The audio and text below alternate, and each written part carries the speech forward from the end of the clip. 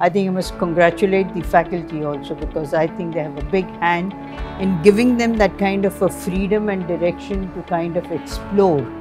I'm Archana Shastri, that I've been a Rolling Stone, started as a artist and then moved into a sort of design, fashion design, culture, and I was the sort of former director of Traditional Textile Museum in Cambodia. That was my last post.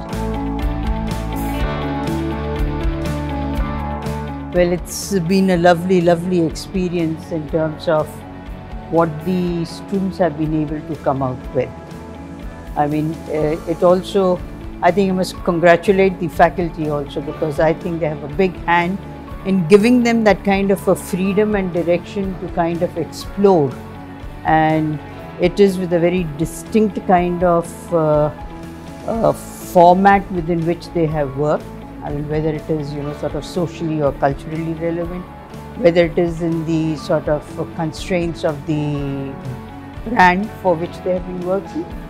But the fact which comes out really is the energy which they put into it in terms of their creativity. Well, it's another form of kind of reflection and evaluation, and also summing up, as a collective. I mean, after all, so many students have put together, they've all come up with their ideas. And that also kind of, in terms of working together, creates that kind of, would say, a dialogue, understanding. You learn by seeing, you learn by sharing. And I think that is very much a part of education, which is very relevant. They should be given that freedom to kind of use their, innate sensibilities towards creating something, which they are emotionally invested with.